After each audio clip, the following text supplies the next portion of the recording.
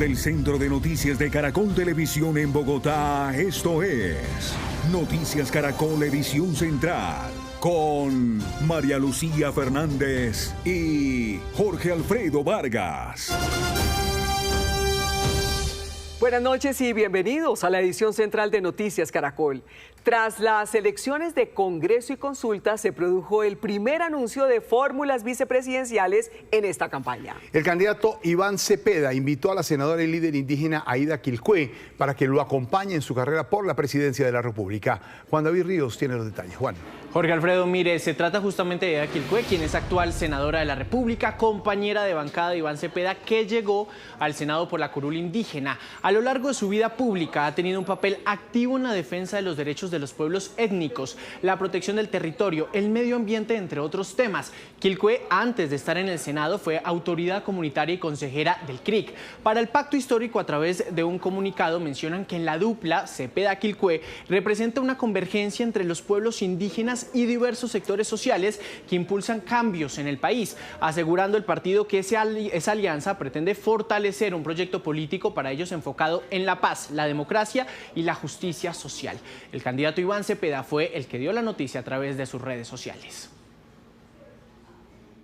Para mí es realmente materia de una gran complacencia y repito, me siento honrado de anunciarle al país esta decisión, puesto que el CRIC y AIDA representan lo mejor de las tradiciones de la resistencia, la lucha social, la construcción de un país justo y democrático. Miren, les cuento que para todos los precandidatos presidenciales o candidatos que quieran ya postularse, tienen el plazo hasta este viernes 13 de marzo justamente para postular esa candidatura con su fórmula vicepresidencial. Por supuesto, Iván Cepeda nos menciona que lo hará en el transcurso de esta semana. Juan, gracias. El otro hecho político del día es la reunión de Paloma Valencia con los ex precandidatos de la Gran Consulta por Colombia. Juan Daniel Oviedo la acompañará como su fórmula vicepresidencial. Pues sí, señor Jorge Alfredo. Por ahora lo que está claro es que si se honran los compromisos, el vice o vicepresidenta de Paloma saldrá de este grupo de 8 políticos. Esta es la primera foto de la Gran Consulta por Colombia tras las votaciones de este domingo. Están reunidos los 9. Aníbal Gaviria viajó desde Antioquia y Juan Carlos Pinzón se unió al grupo tras haber estado ausente en la celebración de la victoria de Paloma Valencia. La reunión se realizó en la casa de la candidata, fue durante la tarde y se extendió por varias horas. El tema principal fue quién sería la fórmula vicepresidencial que acompaña a Paloma Valencia en el tarjetón en la primera vuelta. Sobre la mesa ya está el nombre de Juan Daniel Oviedo, quien ha entregado una lista de premisas necesarias para aceptar la postulación. Entre ellas estaría estar alejados de la extrema derecha. Sin embargo, Oviedo aún estaría evaluando si acompaña a la contienda nacional o si se concentra en busca de la alcaldía de Bogotá. Tomaremos la decisión que permita que ese 1.255.000 personas que confiaron en esta forma de hacer política, que tienen carácter para sumar y no para dividir, se sienta representada, porque eso es lo que nos tiene hoy en parte en este escenario político. Hoy más temprano, Abelardo de la Espriella felicitó a Paloma por los resultados en la consulta y dijo que estaría dispuesto a unirse a su proyecto en caso de que ella sea quien pase a segunda vuelta. Yo estoy claro en lo siguiente, si Paloma pasa a la segunda, yo le cargo la maleta, y si yo cargo a la segunda, estoy seguro, yo paso a la segunda, yo estoy seguro que ella se viene conmigo. Pero tenemos que cuidar esa relación. Sí. Tenemos que cuidar esa relación para derrotar a un modelo político que quiere cambiar la Constitución, que quiere implantar un modelo político, económico, social y cultural que ha fracasado en todo el mundo. Se espera que la decisión sobre la fórmula vicepresidencial de Paloma Valencia se tome antes del jueves. El viernes, la senadora inscribirá su candidatura ante la registraduría a las 4 de la tarde. Pues a las 7:06 nos conectamos con nuestro analista político Gabriel Cifuentes para hablar precisamente de esto, de los hechos políticos del día. Gabriel, ¿qué valor político tiene para Iván Cepeda Aida Quilpué como fórmula vicepresidencial? ¿Sumaría esto? Malú, muy buenas noches. Hay que decir que la decisión de Iván Cepeda con Aida Quilpué como fórmula vicepresidencial tiene una alta carga simbólica y política. Aida es una lideresa indígena víctima del conflicto armado y el mensaje que se está enviando es claro, un mensaje de reivindicación social y reconocimiento a las comunidades indígenas. Refuerza además la presencia del pacto histórico en una región clave para el país que es el suroccidente, pero respondiendo a su pregunta es una fórmula, si se quiere, endogámica, viene de las propias entrañas del pacto histórico, así que le suma una carga política, pero no le va a sumar más votos de los que ya tiene Iván Cepeda. Gabriel, tras la reunión de Paloma Valencia con los 8 exprecandidatos de la gran consulta por Colombia, ¿uno podría decir que Juan Daniel Oviedo se puede consolidar como su fórmula? Sin lugar a dudas, eso está sobre la mesa. La reunión de hoy justamente buscaba a través del consenso, que eso es algo muy importante, Jorge Alfredo, llegar a una decisión, tener un humo blanco, porque además Paloma no solo ganó la consulta, sino que ha ganado un equipo, ha ganado la capacidad con estos exprecandidatos de acercarse a sectores moderados por fuera del centro democrático, y justamente la decisión de tener como su fórmula vicepresidencial a Juan Daniel Oviedo mandaría un mensaje de proximidad, de aproximación frente a sectores de centro y sectores moderados.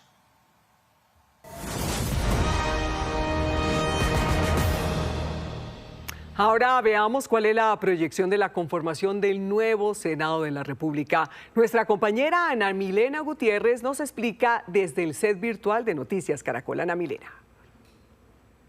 Desde este set virtual en el recinto del Senado les contamos cómo queda hasta el momento la posible conformación del Senado de la República tras la jornada electoral de ayer. Lo van a ver ustedes aquí en pantalla. Comenzamos entonces. Coalición del Pacto Histórico tendría 25 curules. Hoy tiene 20. El Partido Centro Democrático alcanzaría 17 senadores. Hoy tiene 13. El Partido Liberal Colombiano mantendría las mismas curules, que son 13. Coalición Alianza por Colombia, 10. El Partido Conservador Colombiano quedaría con 10 senadores. Hoy tiene 15. El Partido de la U tendría 9 curules. Hoy tiene 10. Cambio Radical alcanzaría 7 senadores. Coalición Ahora Colombia, que está integrada por el MIRA, Nuevo Liberalismo y Dignidad, lograría 5 curules. Y Salvación Nacional alcanzaría 4 senadores.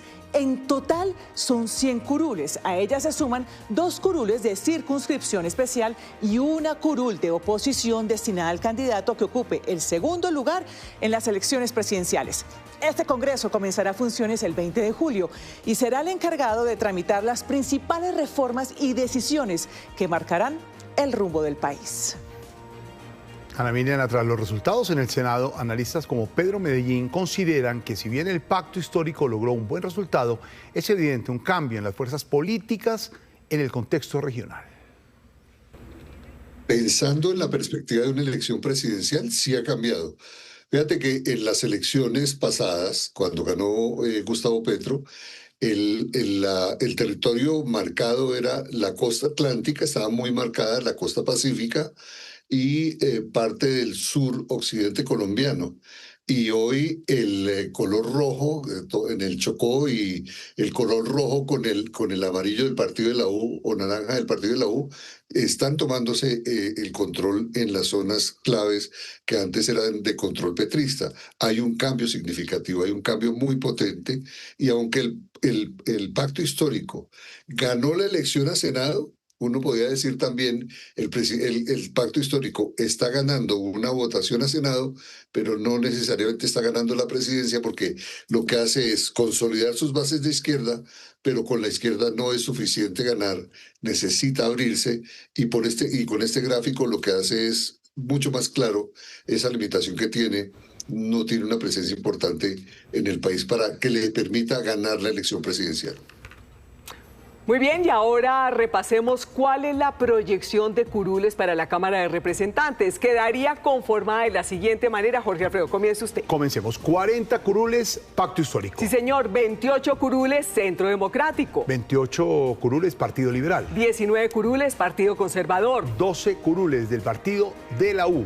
10 curules, Cambio Radical. 9 curules de Alianza Verde. Sí, señor. 2 curules, Alianza Social Independiente. 2 curules, Creemos. 2 curules, Partido Demócrata. Otros partidos, 7 curules. En este hemiciclo no están incluidas las curules de paz ni las circunscripciones especiales, hay que decirlo. Sí, señora. A las 7:12 revisemos también cuál es la proyección de la conformación de la Cámara en Bogotá y 3 departamentos claves del país. Recordemos que para la Cámara, cada región tiene unas curules en disputa de acuerdo con su número de habitantes. Veamos en Bogotá cómo está la situación. En la capital del país hay en juego 18 curules. Hasta el momento las proyecciones indican que esta sería la distribución de esos escaños. Pacto Histórico alcanzaría 8 de esas curules, Centro Democrático alcanzaría 6 curules. Recordemos que en la lista de Cámara del Centro Democrático en Bogotá está el candidato al Congreso más votado del país, que es Daniel Briceño. La Alianza Verde sumaría 2 representantes a la Cámara, Salvación Nacional tendría 1 y el Partido Liberal tendría un escaño. Malo. Sí, señor. Ahora veamos la proyección de curules a la Cámara de Representantes para Antioquia. En ese departamento están en juego 17 escaños. Según el preconteo, esta sería la distribución de curules. El Centro Democrático alcanzaría 7. El Pacto Histórico tendría 3 curules. Creemos obtendría 2 curules. El Partido Liberal llegaría a 2 curules. El Partido Conservador conseguiría 2 y la coalición de Cambio Radical, Partido de la U, Movimiento de Salvación Nacional y Partido Oxígeno tendría una curul. Vamos ahora al Valle del Cauca, que tiene en juego 13 curules a la Cámara. La proyección de asignación de curules para este departamento es la siguiente, veamos. El Pacto Histórico llegaría a 6 escaños, el Partido de la U tendría 2 curules, el Centro Democrático alcanzaría 2 curules, la coalición de Partido Liberal y Colombia Renaciente lograría 1 curul, y la coalición de Cambio Radical, Colombia Justa, Libres y Liga de Gobernantes alcanzaría 1 curul, y ahora Colombia obtendría también 1 curul. Y terminemos este recorrido en el departamento del Atlántico, donde hay 7 curules en disputa. Y lo ven ustedes. Allí la proyección es la siguiente. Cambio Radical quedaría con 3 curules. El Pacto Histórico alcanzaría 2 curules y el Partido Liberal también tendría 2. Sí, señora. La analista y profesora de la Universidad de los Andes, Mónica Pachón, aseguró que la Cámara de Representantes es un escenario diverso del que por ahora es muy difícil sacar conclusiones previo a las elecciones presidenciales. En la Cámara de Representantes tenemos la representación, obviamente, del Centro Democrático, que le fue muy bien en el mundo de la Cámara. También le fue bien al Pacto Histórico, pero tenemos los partidos tradicionales y aquellas curules que son típicas del Partido Conservador, del Partido Liberal y del Partido de la U, algunas de Cambio Radical. Entonces ahí vamos a ver en esas coaliciones que no sabemos muy bien qué va a pasar, porque muchos de estos partidos, y este es el fenómeno que a mí me parece preocupante de la política colombiana, es que muchos de los partidos no tienen candidato presidencial. Entonces se declaran en libertad y hemos visto cómo hoy, por ejemplo, personas que han sido electas del Partido Verde ya han pues un poco cantado su voto y después otros que cantan el voto para otro lugar. Entonces realmente esta idea de los partidos y un programa en el Congreso de la República no se cumple. Entonces yo creo que todavía hay mucha incertidumbre para las elecciones presidenciales. 7:23, ahora les mostraremos quiénes fueron los senadores más votados. El voto en blanco fue el que más obtuvo, con 616.998. Luego la candidata más votada en lista abierta fue Nadia Blel Escaf, del Partido Conservador. Lidio Arturo García Turbay, del Partido Liberal. Jonathan Ferney Pulido Hernández, de la Alianza Verde. Yesid Enrique Pulgar Daza, del Partido Liberal. Enrique Gómez Martínez, de Salvación Nacional. Norma Hurtado Sánchez, del Partido de la U. Wadid Alberto Mansur, del Partido Conservador. Juan Carlos Garcés Rojas, Partido de la U. Y también revisamos ahora las votaciones más altas de la Cámara de Representantes en el país. Daniel Felipe Briceño Montes, 262.104, Cámara por Bogotá del Centro Democrático. María Camila Sala, 140.621, Cámara por Bolívar del Partido Conservador. Andrés Felipe Guerra Hoyos, 114.340, Antioquia del Centro Democrático. Estefanel Gutiérrez Pérez, 96.799, Cámara por Atlántico, Cambio Radical, Alma. Por otro lado, quienes se quemaron en estas elecciones son al menos 40 figuras políticas que querían repetir, que eran voces fuertes en el Senado y en la Cámara y que no pasaron. Así como existen los gloriosos, también están los dolorosos. El panorama actual del Congreso de la República deja varios congresistas en el pabellón de los quemados que ya no pisarán el legislativo. Uno de los golpes más duros son los que se consideran del centro político del país. 37.000 votos a Angélica Lozano no le alcanzaron para repetir curul en el Senado. La misma suerte corrió Catherine Miranda, quien aspiraba a pasar de la Cámara al Senado y solo alcanzó 30.000 votos. Algunos verdes de izquierda no repetirán curul: León Freddy Muñoz, Inti Asprilla y Olga Lucía Velázquez. Y la cabeza de lista de la coalición Alianza por Colombia, Luis Eduardo Garzón, alcanzó 19.000 votos. Pero yo sí creo que lo de ayer es una realidad política, es decir, primero va en camino la reforma política, y va en camino la reforma política por una razón, es que ganaron las listas cerradas, de las listas abiertas, voto preferente, eso, en mi opinión, es una elección. Cambio Radical es otro partido que tuvo más de un quemado.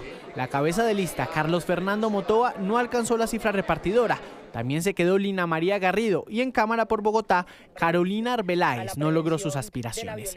Pero ellos estaban en coalición con Colombia Justas Libres, representada por Lorena Ríos, quien también le dice adiós para esta legislatura al Senado. Yo diría que esto es una oportunidad. Por el lado de los liberales, María Paz Gaviria, hija del expresidente César Gaviria, sacó un poco más de 50.000 votos, cifra que no le alcanzó. También se están quedando por fuera personas como Richard Aguilar, miembro del clan Aguilar de Santander, y Alejandro Carlos Chacón, varón electoral liberal del norte de Santander. Y la apuesta por Bogotá, la chef Leonor Espinosa, no llegará a la Cámara de Representantes. Me doy por halagada y me doy por... la verdad estoy súper contenta con esto, yo creo que gané mucho. En Colombia es difícil movilizar el voto de opinión. En el partido de la U, su cabeza de lista, Juan Felipe Lemos, se quedó por fuera del Senado. El nuevo liberalismo perdió a Julia Miranda y a Juan David Aristizábal en la Cámara y a Juan Sebastián Gómez, cabeza de lista en Senado. Dignidad y Compromiso no tendrá a Federico Restrepo y al ex senador Jorge Robledo. Todos los colombianos y colombianas que por cualquier razón decidieron respaldarme con sus votos, pues también les quedo muy agradecido. Hicimos una excelente campaña, pienso yo. O están poniendo obstáculos, están poniendo pretextos, o muchas veces lo tienen... Y para finalizar este gran pabellón de quemados, Miguel Polo Polo no regresa a la Cámara de Representantes. Ingrid Betancourt no solo perdió curul, sino que también perdió partido. La lista de Oxígeno no alcanzó el umbral. Por el lado de Creemos, el movimiento fundado por el alcalde de Medellín, Federico Gutiérrez, su hermana, Juliana Gutiérrez, no alcanzó el umbral, pero permanece con personería. El partido de Juan Carlos Pinzón, Ciudadanos Renovemos, tampoco logró aval a la Cámara, y Roy Barreras no cumplió, y su partido La Fuerza perdió personería jurídica. Las elecciones de este domingo tienen otro gran ganador, el sistema electoral, que respondió al proceso sin inconvenientes y rapidez con el preconteo. Estas imágenes fueron la constante de las elecciones legislativas y de consultas este domingo. Miles de personas votaron sin mayores contratiempos, preconteo que fluyó y un escrutinio que avanza sin inconvenientes. Además, pocas mesas impugnadas por los testigos electorales. El equipo de la registraduría y todos los aliados cumpliendo de manera eficiente su tarea. Un proceso calificado por las autoridades electorales y los observadores internacionales como robusto y transparente. Por primera vez tuvimos 1.077.000 testigos electorales en las más de 125.000 mesas. Tuvimos 10.000 auditores de sistemas, hace 4 años tuvimos 106, hace 4 años tuvimos 260.000 testigos electorales. Así de que el proceso blindado, con garantías, con legitimidad para todos los colombianos. La misión de observación electoral también entregó un balance positivo a pesar de algunos reportes por presuntos delitos electorales. Estuvimos en casi la mitad de los municipios de este país, 3.700 observadores y observadoras desplegados absolutamente todo el día hasta que terminaron escrutinios en un ejercicio muy importante, sobre todo porque es un ejercicio voluntario. La misión de observación de la Unión Europea también destacó la jornada y transparencia del sistema electoral. En las próximas horas, los observadores entregarán un balance de las votaciones de este domingo. Y en otras informaciones del día, la policía capturó en menos de 72 horas a 2 de los hermanos del hombre más buscado de Colombia, alias Iván Mordisco. La mujer que ustedes observan y que es grabada por un agente de inteligencia, según la policía, es la compañera de alias La Jota, hermano de alias Iván Mordisco y uno de los hombres más importantes de la organización delincuencial. Cuentan los agentes que tras la captura en agosto de 2025 de alias Mono Luis, el otro hermano de alias Mordisco, los agentes antiterrorismo descubrieron que la logística de toda la banda de Mordisco la asumiría su otro hermano, alias La Jota, quien desde ese momento se convirtió en un nuevo objetivo para la policía. Este sujeto fue capturado en Falán, Tolima, y es buscado por varios homicidios agravados, por secuestro, por porte ilegal de armas de fuego. A él también se le atribuye el homicidio en contra del señor Ángel Cediel Ordóñez Sandoval, quien es firmante de paz. Es una persona que era reconocida, era un líder, y este señor lo asesina. Pero también esta persona es el responsable de abastecer logísticamente con equipos tecnológicos a los GAO del Estado Mayor Central.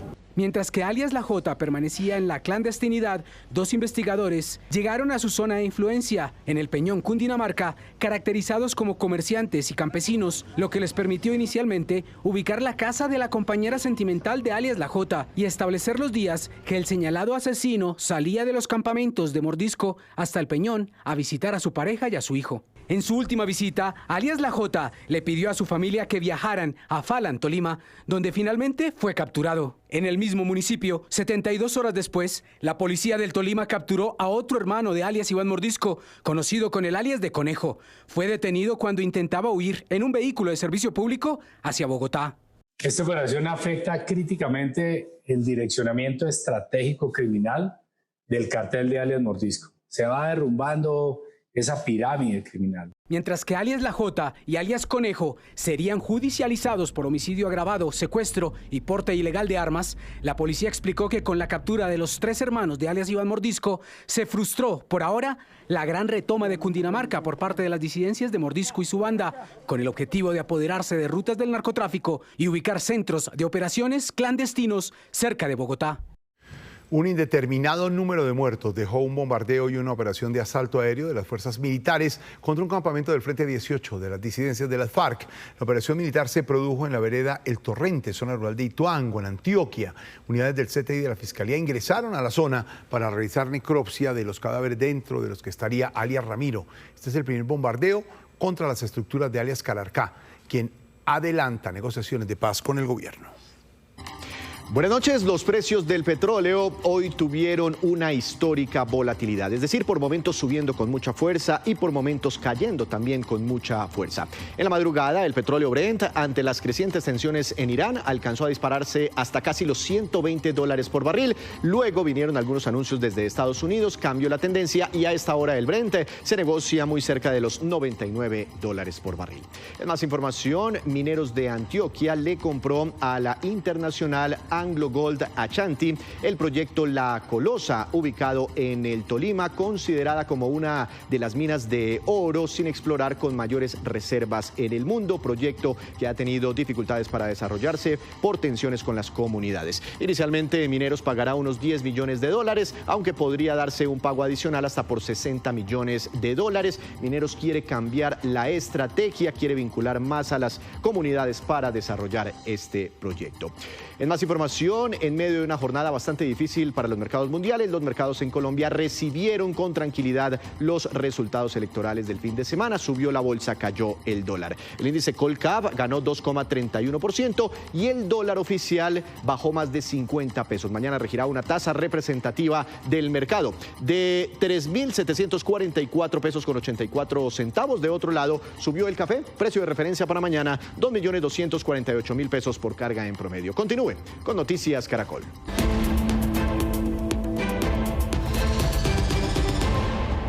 Hola, En Noticias del Mundo hoy, el presidente Trump abrió la puerta al final de la guerra en Irán. Lo dijo en distintos escenarios, pese a que los ataques del Pentágono y de Israel se intensificaron en las últimas horas. En Irán no hay espacio a tregua. Hoy, por segunda vez, Israel lanzó una ola de ataques extensos sobre la capital iraní. Ya son 10 días desde el inicio de la guerra y 5.000 blancos han sido destruidos, de acuerdo a Estados Unidos. El presidente Trump parece querer apresurar el paso, primero diciéndole al canal CBS que la guerra está prácticamente terminada, luego enfatizando el mensaje ante congresistas republicanos. Tomamos una pequeña excursión porque sentíamos que debíamos hacerlo para deshacernos de un poco de maldad. Creo que verán que será una excursión corta. Paralelamente decía que no descansarían hasta que Irán esté totalmente derrotada y que aún no han ganado lo suficiente. La atención de Trump está puesta sobre el estrecho de Hormuz, por donde transita una quinta parte del petróleo y gas natural licuado del mundo, que está virtualmente bloqueado, precipitando el incremento en el precio del barril de petróleo por encima de los $100. También en entrevista con CBS, Trump señaló que estaba considerando tomar control del estrecho y posteriormente hizo una advertencia a Irán. No permitiré que un régimen terrorista tome al mundo como rehén e intente cortar el suministro de petróleo. Si Irán hace algo así, recibirá un golpe mucho más duro. Por su parte, la Unión Europea sostuvo un encuentro con líderes del Medio Oriente para mitigar la subida de precios. Una de las alternativas es escoltar tanqueros con buques de guerra. Francia incluso considera desplegar su portaaviones Charles de Gaulle al estrecho de Hormuz. Hoy el presidente Emmanuel Macron visitó la embarcación y a sus tropas. El objetivo, una vez que estos conflictos hayan disminuido, sería poder escoltar a los petroleros y buques portacontenedores de manera completamente pacífica y reabrir la ruta del gas y el petróleo. El presidente Trump también anunció que iniciará el levantamiento de sanciones sobre países que tienen restricciones en su industria petrolera durante el tiempo en el que el estrecho se encuentra bloqueado. Aunque los misiles siguen cayendo sobre las ciudades iraníes, los seguidores del régimen islámico salieron a las calles para expresar su apoyo al nuevo líder espiritual y político. Catalina Gómez Ángel, de Noticias Caracol, estuvo en la multitudinaria manifestación de Teherán. No han pasado 24 horas desde que se anunció la designación de Mujtaba Khamenei como nuevo líder supremo de la revolución y decenas de miles de seguidores de la República Islámica abiertamente, con permiso de las autoridades, a diferencia de quienes se oponen a ella, pudieron venir hasta aquí, hasta la avenida Engelab o Revolución, como estas mujeres, pero miles de personas más. Esto lo hacen en un momento en que Teherán ha sido realmente atacada. Esta tarde, a partir de las 2:30, muchísimas explosiones se sintieron. Al preguntarles que si no tienen miedo, dicen que no, que ellas están dispuestas a la muerte y al martirio, porque esto es lo que hacen por ideología y por sus creencias. Al preguntarles qué piensan de la elección de Mujtaba Khamenei como nuevo líder supremo, dicen que ellas aceptan la designación de la Asamblea de Expertos de 88 clérigos, que dicen que él es el reemplazo de su padre y que también nadie mejor que él está preparado para gobernar este país, porque tiene la mejor enseñanza, especialmente en un país que está en guerra sin saber realmente lo que va a pasar. Muchas de ellas nunca lo han oído, nunca han escuchado un discurso ni una entrevista, pero no les importa. Confían plenamente en lo que les dice el Estado y aquí están, celebrando este momento. Millones de otros que se han alejado de ella durante muchísimos años, especialmente por esa gran represión en las protestas, y miles de personas que han muerto están en sus casas y tienen miedo no solamente de los cielos, sino también de esas milicias que están haciendo controles en las calles para evitar que cualquier persona salga a la calle a protestar y a pedir un cambio en la República Islámica. En Georgia, Estados Unidos, 5 adolescentes enfrentan cargos penales tras una broma a un profesor que salió muy mal. Los jóvenes quisieron hacerle una chanza y en hechos confusos terminaron matándolo. Hay luto en la comunidad educativa de la escuela secundaria North Hall por el trágico accidente que acabó con la vida del profesor Jason Hughes, de 40 años. 5 estudiantes fueron el viernes a su residencia con la intención de gastarle una broma. Lanzaron papel sobre los árboles adyacentes a su casa. Su esposa, profesora en el mismo instituto, contó al diario The New York Times que el hombre esperó para poder salir y sorprenderlos. Cuando los alumnos escucharon a Hughes, se subieron a 2 carros para huir, pero uno de ellos terminó atropellando accidentalmente al profesor después de que éste resbalara y cayera sobre la vía. Una tragedia que los estudiantes lamentan. Siempre que alguien necesitaba ayuda o algo, él conversaba con él de forma amena. Siempre tenía una sonrisa radiante y parecía un tipo muy amigable. Aunque los jóvenes intentaron auxiliarlo, el hombre murió en camino al hospital. El conductor de 18 años fue acusado de homicidio y los demás fueron detenidos, aunque luego quedaron en libertad bajo fianza. La esposa del profesor aseguró que quiere que retiren los cargos del joven que atropelló a su esposo, que una tragedia familiar es suficiente. Y a sus 90 años, una escultora y dibujante colombiana demuestra que la edad no tiene límites para crear. Regresa a Bogotá con una exposición que reúne más de medio siglo de su obra.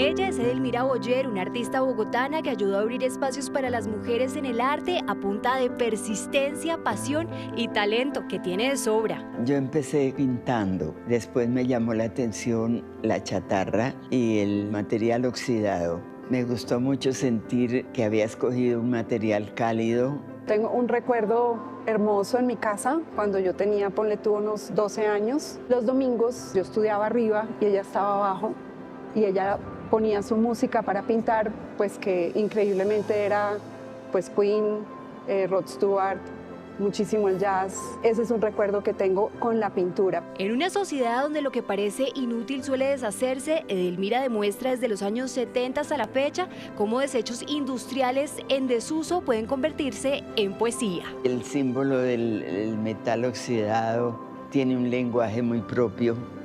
Es el que más muestra el paso del tiempo y el paso de los años, que yo lo puedo notar desde la primera obra que hice hasta la última. Son más de 300 piezas entre esculturas, relieves y dibujos las que conforman su muestra Acoplamientos en la Galería Santa Fe de Bogotá, a la que regresa con una propuesta marcada por la abstracción geométrica, su sello. Me inclino mucho por el juego, o sea, me siento jugando cuando estoy trabajando. Entonces parece que eso se refleja en la obra, porque uno nunca sabe qué va a pasar mañana. Entonces esas demostraciones así me parece que también vienen de muy adentro. Eso es lo que quisiera mostrar en lo que hago. Acoplamientos estará abierta hasta el 24 de abril, susurrando a los visitantes que aunque compartió escena con maestros como Eduardo Ramírez Villamizar y Edgar Negret, hoy la historia se detiene en ella. Maravillosa, Edelmira, gran artista. Sí, señora, terminamos las noticias, nos vemos a las 11:30 de la noche. En la última edición ya viene a otro nivel. Sí, señor, esto es Noticias Caracol, primero la gente. Buenas noches.